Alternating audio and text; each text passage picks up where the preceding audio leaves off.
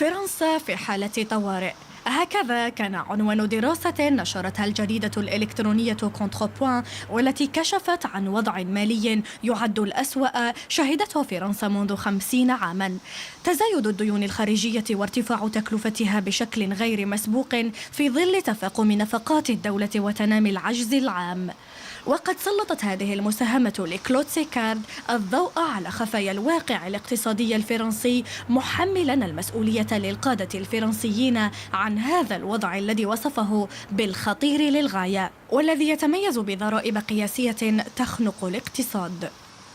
ويبرز هذا التحليل الذي نشر عشية مداخلة رئيس الوزراء الفرنسي فرانسوا بايرو أمام البرلمان بمناسبة خطابه للسياسة العامة آخر المستجدات التي شهدتها فرنسا، لا سيما تراجع تصنيف ديونها من قبل وكالة موديز الأمريكية، والقلق الذي أعرب عنه صندوق النقد الدولي، وكذا الإجراء الذي اتخذته بروكسل في جويليا 2024 بخصوص العجز المفرط.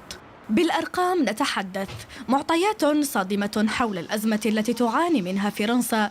ديون البلاد لم تتوقف عن الارتفاع الذي بلغ 96% سنة 2016 قبل أن يفوق 110% سنة 2023، متجاوزة بكثير القدرات المالية للدولة. وأكد الخبير الاقتصادي أن ديون فرنسا قد ازدادت بمقدار 1000 مليار يورو خلال عهدة الرئيس إيمانويل ماكرون، وهو ما يتعدى بكثير ديون جميع سابقيه، مضيفا أن نسبة ارتفاع الديون ستصل نحو 125% من الناتج المحلي الخام في عام 2029. كما أوضح أن سداد هذه الديون يمثل أكبر بند في ميزانية الدولة، مما قد يؤدي حسب قوله بفرنسا إلى دفع غرامات المفوضية الأوروبية بسبب تجاوز الحد المسموح به من الديون والعجز في الميزانية. وبالتوازي مع التشخيص المتعلق بالديون الخارجية، قدم المؤلف أيضا تقريرا كارثيا عن النشاط الاقتصادي في فرنسا،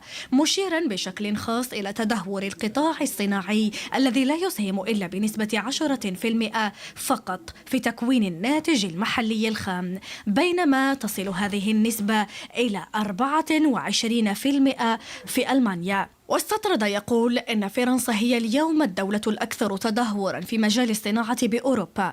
وعند تطرقه إلى التوقعات بخصوص آفاق الاقتصاد الفرنسي، لم يكن المؤلف متفائلا أيضا، إذ ذكر معدل نمو منخفض يصل إلى 1% فقط. كما دعا رئيس الوزراء والبرلمان إلى الاتفاق فورا على كيفية توزيع التوفير المتوقع بين البندين الرئيسيين في النفقات العامة، التشغيل والنفقات الاجتماعية، معتبرا أن الجهد المطلوب سيكون كبيرا، حوالي 40 مليار يورو من التوفير سنويا حتى عام 2029.